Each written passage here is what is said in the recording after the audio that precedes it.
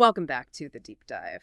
Today, we're embarking on an exploration that might seem deceptively simple at first glance, but I promise you it's actually packed with some unexpected insights.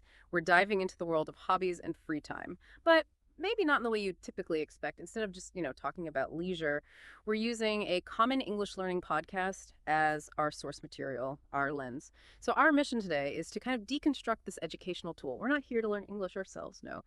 We're here to unpack the hidden genius behind how it teaches us to articulate our personal narratives around leisure. Think of it like learning to paint a self-portrait, maybe stroke by stroke, using language. What profound lessons in communication, self-expression can we actually pull from this? Okay, let's unpack this. Yeah, and what's truly fascinating here is that while the source material is an English lesson on the surface, it really offers this profound insight into a universal human need. That's the desire to define and express our personal identity through, well, what we do in our free time.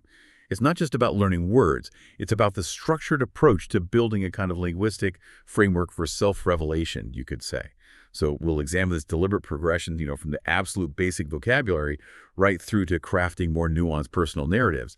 And we'll consider why these foundational elements are just so critical for anyone looking to communicate effectively about themselves. In any language, really. That's a really powerful framing linguistic framework for self-revelation. I like that. And the lesson, it immediately grounds us in this universal territory, doesn't it? Those familiar activities, reading books, watching movies, listening to music, playing games, cooking, travel. We've all encountered these.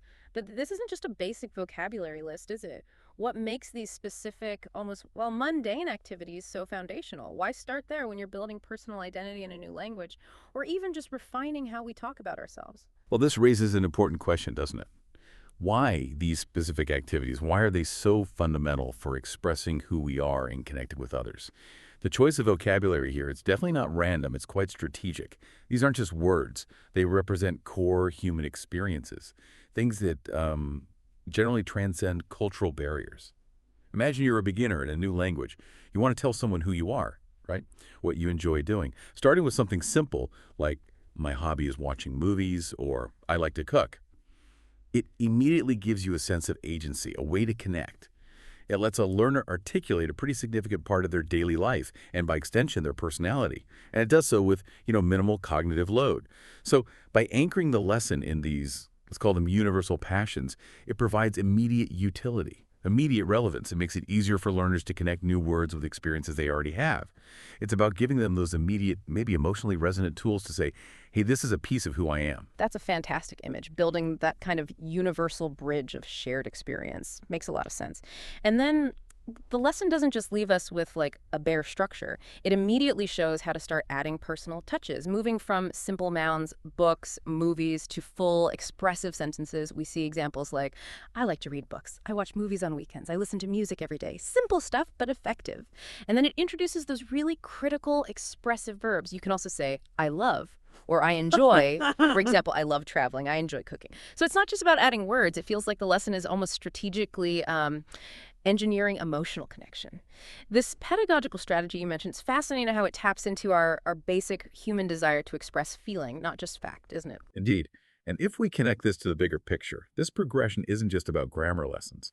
It's really about forming the very building blocks of one's identity within a new linguistic framework.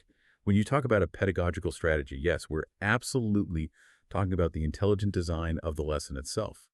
It's quite clever. It seems specifically crafted to maximize not just vocabulary retention, but also the confidence to actually use those words, to express something personal. This shift from isolated words to simple sentences and then onto expressing personal liking or enjoyment, like, love, enjoy, that's a crucial step, both in language acquisition and, more broadly, in just humanizing our communication. It's about moving from merely identifying an activity, cooking, to claiming it as part of your experience, your routine, giving it personal significance. This lets learners start constructing a personal narrative, articulating not just what they do, but also how they feel about it. It transforms a simple list into a nascent story, however short, and it empowers the speaker with a voice that carries emotion. That's a crucial distinction, moving from identification to, Genuine emotional ownership, empowerment through language. I like that. And the source material, it doesn't hang about, does it? It puts these new narrative building blocks straight into action. It throws the listener right into a short dialogue. We hear Tom ask Lisa, "What do you usually do in your free time?" And Lisa responds, "I usually read books and listen to music. What about you?"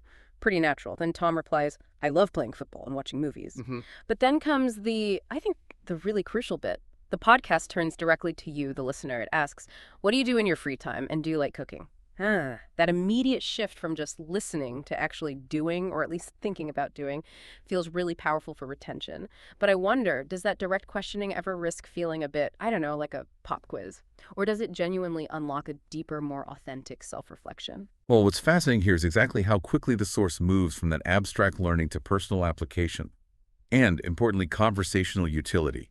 This simulated real-world interaction is vital. It pushes learners beyond just rote memorization into using the language in context.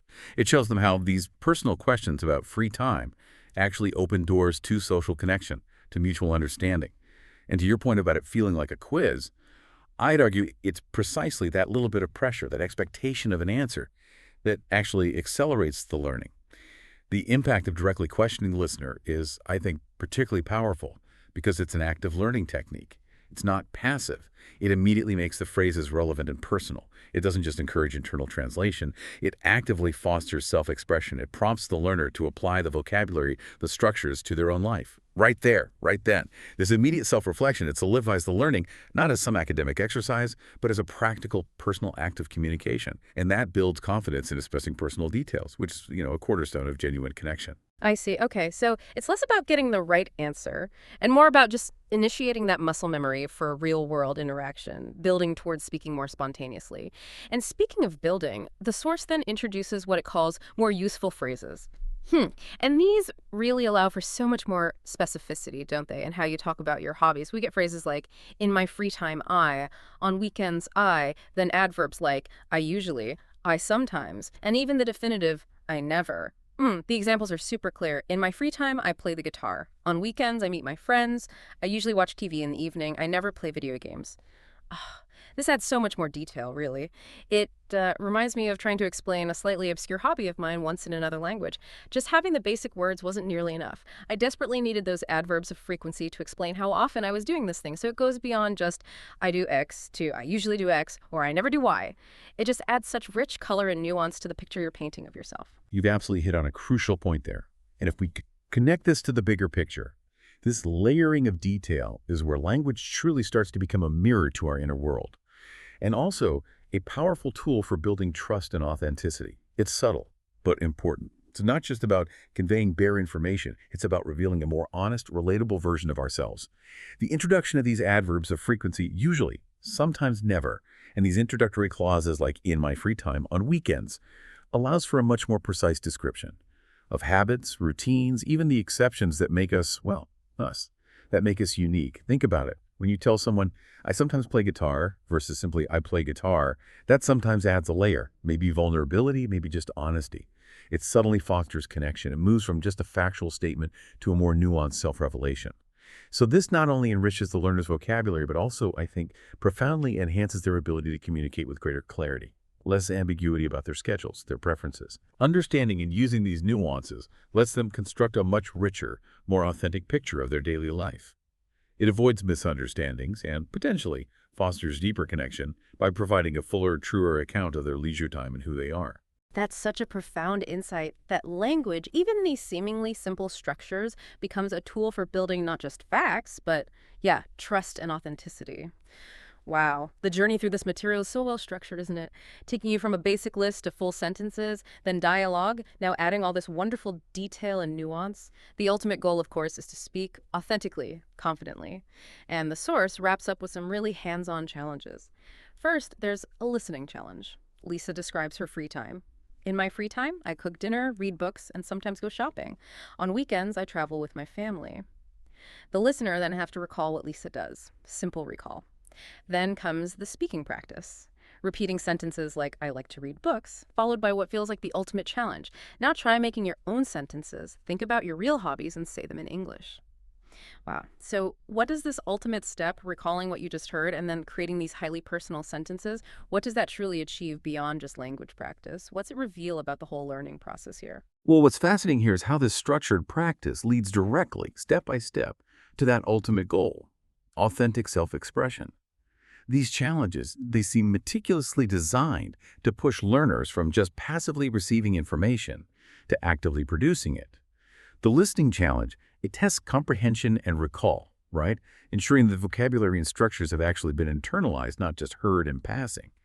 But it's the speaking practice, especially that directive to make your own sentences about your real hobbies, that really empowers the learner. This is the moment, I think, where understanding solidifies into confident personal usage. It's the critical transition point, the point where the learner shifts from being just a recipient of language to becoming an active, expressive agent using it.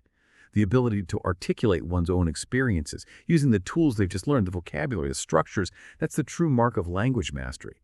And it's really the pinnacle of this pedagogical approach. It's about giving the individual the tools, yes, but also the confidence and, crucially, the genuine opportunity to share their world, their passions, their identity in this new language. It moves learning from something theoretical to something intensely personal.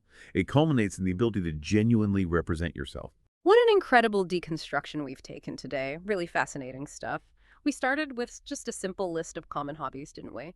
And then explored the intelligent design behind how this English learning podcast cleverly guides you. Guides you through building those basic words into deeply personal sentences, then putting them into natural conversation and adding that essential nuance with phrases about frequency. We saw how crucial active practices, both listening and speaking, to truly internalize and personalize this new language. So, what does this all mean for you, the listener? Whether you're actually learning a new language or maybe just refining how you articulate your passions in your native tongue. I think it highlights the intentionality behind seemingly simple lessons. It shows how every step can be designed to help you construct a more authentic and compelling personal narrative. And as the source itself reminds us quite simply, remember, practice every day. The more you speak, the more confident you become. Solid advice. And this raises an important question, doesn't it? About how even the simplest language lesson can illuminate some really profound aspects of human experience and personal identity. The act of articulating our hobbies, even in the most basic terms, is actually a fundamental form of self-discovery. And it's a primary way we connect with other people. How we choose to share specific free time activities, and the nuances we add, like sometimes or usually, it reveals so much about our values, about what genuinely recharges us, what brings us joy. It's not just about the words themselves, it's about the deep insights into ourselves and into others that these words can unlock. Consider how the way we talk about our free time isn't merely about vocabulary acquisition. It's actually a profound window into our priorities, our passions, and ultimately a fundamental part of who we are. So maybe as you go about your day, think about this. How would you describe your own ideal free time day right now? And what does that description honestly, truly say about you and your deepest desires? Something to ponder.